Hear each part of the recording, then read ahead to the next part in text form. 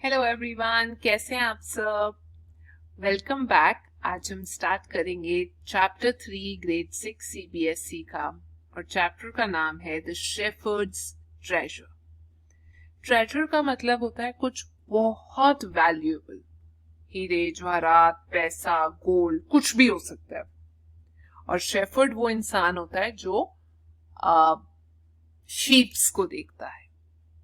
तो ये chapter basically हमें ये सिखाता है कि आपके पास जितना मर्जी पैसा आ जाए, रुतबा आ जाए, पोजीशन हो जाए, आपकी बहुत तरक्की हो जाए, लेकिन फिर भी हमें कुछ चीजें हैं जो ध्यान में रखनी होती हैं।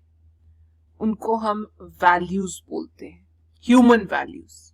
जैसे इट्स इम्पोर्टेंट कि आप ऑनेस्ट रहें, आप अपनी इंटेलिजेंस का यूज करें, आप रिस्पॉन्सिबल बिहेव करें, आप प्यार से बिहेव करें, आप सबकी वैल्यू, सबके आइडियाज को इंपॉर्टेंस दें, मतलब ईगोइस्टिक मत बन जाएं, फिर बहुत ज्यादा हम्बल रहे। तो ये कहानी एक शेफर्ड के बारे में है जो ईरान में रहते हैं, बहुत गरीब होते हैं वो। उनके पास पढ़ने लिखने के लिए भी जाने स्कूल नहीं होता, लेकिन फिर भी वो अपने एरिया में इतने पॉपुलर होते हैं कि वो सही डिसीजंस लेते हैं, लोगों की हेल्प करते हैं, बहुत मैच्योर डिसीजंस लेते हैं और बहुत फ्रेंडली और काइंड होते हैं। तो ये बात किंग तक पहुंच जाती है ईरान के, और किंग जो है अपना भेस बदल कर उनके पास आते हैं। तो हम ये देखेंगे कि किंग कैसे उनसे इम्प्रेस हो जाते हैं, उनको क्या पॉइंट करते हैं, फिर क्या गलत फहमी होती है किंग को, और उसके बाद उस गलत फहमी को दूर करने के लिए वो क्या करते हैं, और ये जो शेफर्ड है ये क्या बन जाते हैं उसके बाद। तो चलिए स्टार्ट करते हैं story. In a village in Iran there once lived a shepherd. He was very poor. He did not have even a small cottage of his own. He had never been to school or learned to read and write, for there were very few schools in those days. तो यहाँ पे बताया गया है कि जो shepherd होता है वो एक इंसान होता है जो शीप्स का देख रेख करते हैं। तो एक बहुत पुअर शेफर्ड ईरान में रहते हैं। वो इतने गरीब होते हैं, इतने गरीब होते हैं कि एक छोटे से घर में रहते होते हैं, और उनके पास सिर्फ शीप होती है, रहने के लिए घर होता है, और वो शीप का काम, मतलब उनको भेड़ बकरियों को चराने लेकर जाते हैं। और क्योंकि उस टाइम पे बहुत कम स्कूल्स होते थे, तो ना तो उनको स्कूल में जाकर पढ़ने का मौका मिला, ना कुछ सीखने का मौका मिला, ना ज्यादा पैसे थे। आगे देखते हैं। Though poor and uneducated, this shepherd was very wise. बहुत समझदार थे। He understood people's sorrows and troubles.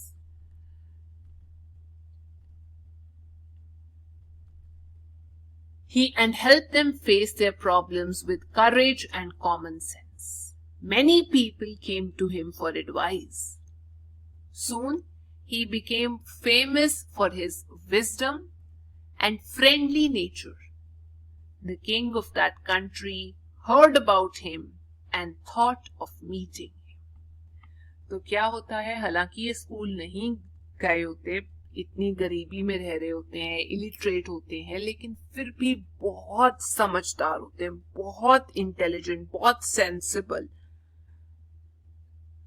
और ऐसे कि हर कोई इंसान अपने दुख दर्द लेकर इनके पास आता है, और ये अपना कॉमन सेंस यूज करके उनको एडवाइस देते थे। तो जब लोग इनके पास आते थे, सॉल्यूशंस मिलते थे उनको, उनकी प्रॉब्लम्स के लिए सजेशन मिलता था।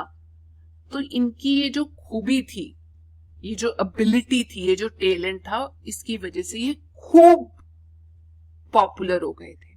और ये इतने पॉपुलर हो चुके थे कि जो किंग है उन तक भी इंफॉर्मेशन पहुंच चुकी थी कि एक इतना इंटेलिजेंट शेफर्ड जो है वो इस एरिया में रहता है, तो किंग ने सोचा कि क्यों ना जाकर उससे मिला जाए।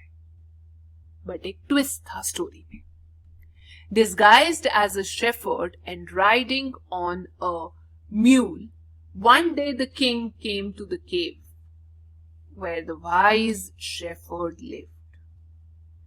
As soon as the shepherd saw the traveler coming towards the cave, he rose to welcome him, and he took the tired traveler inside the cave, gave him water to drink, and a share of his own meager meal.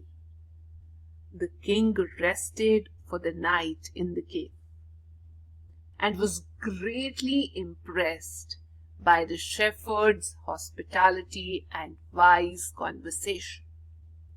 Disguise का मतलब होता है जब आप अपने identity, आप कौन है, उसको छुपा देते हैं। मतलब आप एक तरीके से, अगर आप एक एक्टर बनकर आते हैं बाहर, ठीक है, आप ये नहीं बताते कि आप कौन है। वो राजा बनकर नहीं आए थे, उन्होंने अपनी जो आइडेंटिटी है, अपनी जो जैसे वो दिखते हैं, ड्रेसिंग सेंस, उसको क्या कर दिया था, चेंज कर दिया था। जैसे अंडर कवर एजेंट होते हैं वैसे।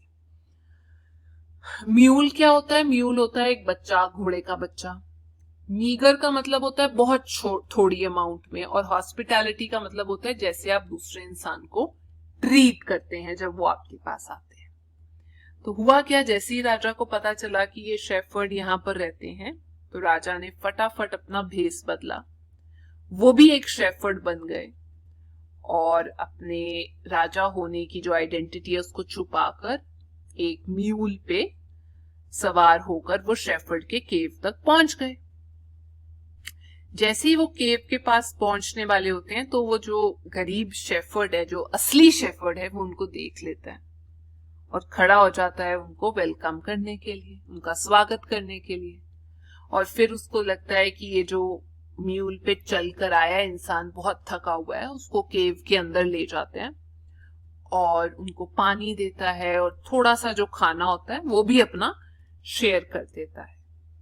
तो किंग जो है वहां पर केव में रुकते हैं एक रात के लिए और बहुत इम्प्रेस, बहुत खुश होते हैं शेफर्ड की जो फ्रेंडली नेचर था, उनकी जो विजडम थी, नॉलेज थी, उसकी जो हॉस्पिटैलिटी थी। बहुत कम खाना था लेकिन वो भी उसने शेयर किया। कम बोला शेफर्ड, लेकिन जो बोला बहुत इंटेलिजेंट बातें की। Though still tired, the king decided to depart, मतलब leave, the next morning. He said, "Many thanks for your kindness to a poor traveler.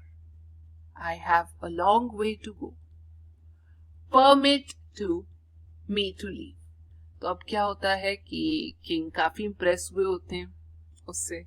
तो अब वो हालांकि थके हुए होते हैं अगले दिन जब वो उठते हैं, लेकिन उनको लगता है कि अब मुझे निकलना चाहिए, तो वो नेक्स्ट मॉर्निंग, अगली सुबह वहां से निकल जाते हैं और उसको थैंक यू बोलते हैं शेफर्ड को कि तुम्हारा बहुत बहुत शुक्रिया, जिस तरीके से तुमने मुझे ट्रीट किया, वेलकम किया, रखा यहाँ, मेरी देख रेख की, बहुत बहुत शुक्रिया। अब मुझे इजाजत दो। परमिट मतलब मुझे इजाजत दो, अब मुझे निकलना चाहिए।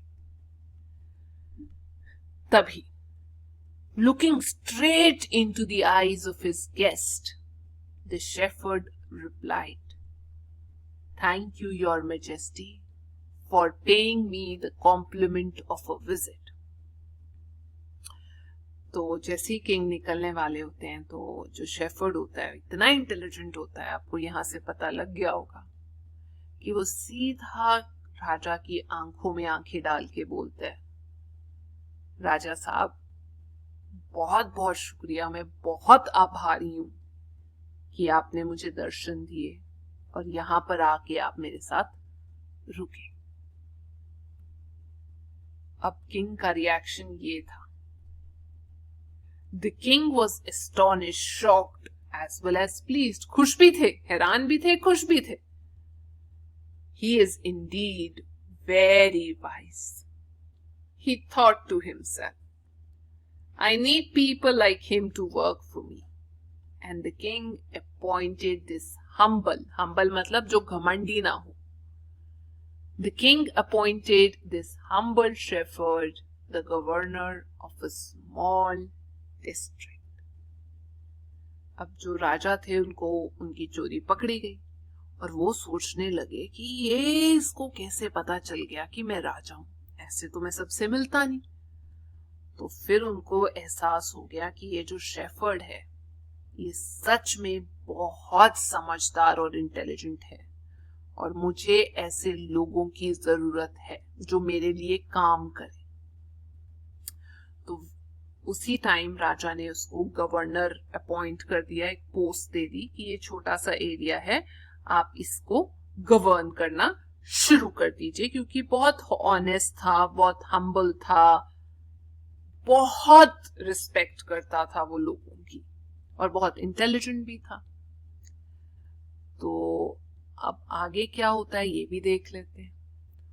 Although he rose to power and dignity, dignity का मतलब एक क्वालिटी जिसमें आप सब आपको ऑनर करते हैं, रिस्पेक्ट करते हैं. The shepherd remained humble as ever. People loved and honored him for his wisdom, sympathy, and goodness. He was kind and just. Just मतलब fair to one and all. His fame as a fair and wise governor soon spread throughout the country. अब हालांकि वो governor बन गया था वो poor shepherd, लेकिन फिर भी वो बहुत हलीमी, रिस्पेक्टफुल, घमंडी नहीं बना. हम्बल मतलब जो प्राउडी नहीं बना, घमंड नहीं आया उसमें. लोग उसको इतना पसंद करते थे, वो इतना इंटेलिजेंट था, लोगों की तकलीफ समझता था, अच्छाई के लिए जाना चाहता था, सबको बराबर ट्रीट करता था फेयर तरीके से, सबको, अमीर गरीब सब लोगों. कि धीरे धीरे उसकी ये जो पॉपुलैरिटी है कि एक वाइज, सच्चा, ईमानदार गवर्नर है ये, वो चारों दिशाओं में फैल गई, कंट्री में आग की तरह फैल गई. तो अब आगे क्या होता है वो हम नेक्स्ट क्लास में करेंगे. अगर आपको ये सेशन पसंद आया तो प्लीज अगला भी देखिए. Thank you.